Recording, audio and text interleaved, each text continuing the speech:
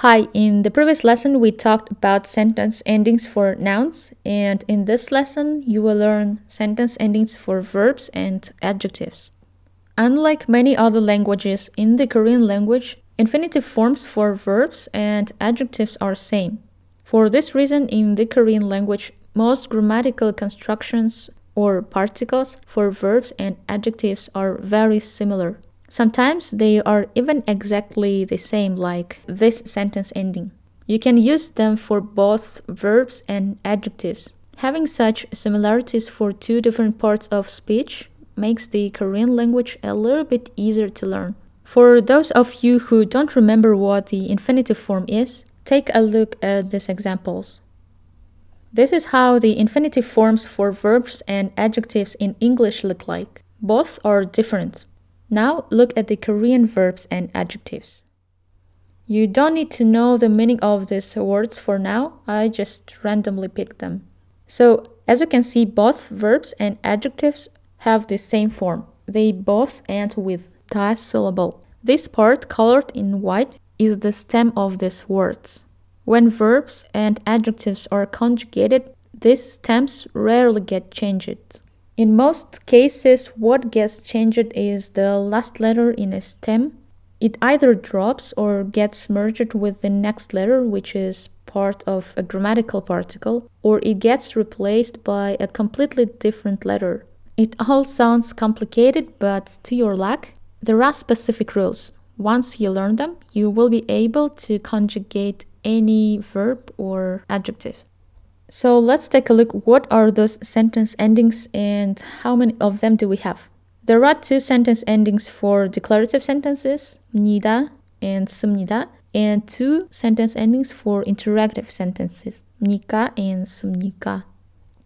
니다 and 니까 are need to be attached to a verb or an adjective stem which ends with a vowel, and 씁니다 or 씁니까 are attached to stems which end with a consonant. The purpose of the sentence endings is same as we learned in the previous lesson. First, it marks the end of a sentence, and second, it shows the level of your respect for a person you are talking to. And there are three levels of politeness in the Korean language. We will cover all of them in this course for beginners. Take a look at these examples. Pause the video, try to read this short dialogue and translate it. Once you complete this assignment, play the video again and see how I translated it. Okay, so Yuna says, 안녕하십니까? 제 이름은 유나입니다. Hello, my name is Yuna. And John replies, 네, 반갑습니다. 네 is yes and 반갑다 is to be glad. 저는 John입니다. I'm John. 저는 호주 사람입니다. I'm Australian. 호주 is Australia and 사람 is person. 저는 한국어를 공부합니다. I'm learning the Korean language. 한국어 is Korean and 공부하다 is to learn or to study. Have you noticed the pattern in the Korean sentences? All complete Korean sentences end with a sentence ending. In the previous lesson, we learned about sentence endings for nouns. They are colored in green. Yuna, John, and 사람 are nouns, and this, and this are verb and adjective sentence endings. As mentioned earlier, 니까 and 니다 are need to be attached to verbs and adjectives which end with a vowel. For example, the verb 공부하다. As I said, when we attach particles to verbs or adjectives, 다 is need to be dropped. Now we have the verb stem 공부하, which end with the vowel a. When we attach 니까 or 니다, pi읍 joins a preceding syllable.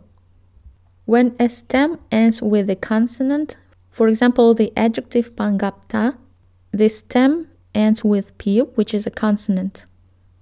So 다 drops, we attach 씁니다 and get 반갑습니다. Let's take a look at a few more examples.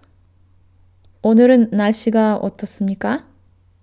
We used 씁니까 because the adjective stem ends with 히읗, which is a consonant. 아주 따뜻합니다. I used 입니다 because it ends with a vowel a. 어디에 갑니까? 집에 갑니다. This stem is 가. 불고기는 어떻습니까? 맛있습니다. So for the declarative sentences, we use 니다 or 씁니다. 따뜻합니다. 갑니다. 맛있습니다. And for the interrogative sentences, we use 씁니까 or 니까. 어떻습니까? 갑니까? Now it's your turn. Here is the list of verbs and adjectives. Attach the correct sentence ending and write down your answers in the comments. You don't need to translate them in order to solve this assignment. I will put the correct answers in the description box of the next lesson. And here is another list of new words. Try to learn them by the next lesson. You can also check them out in the description box below this video.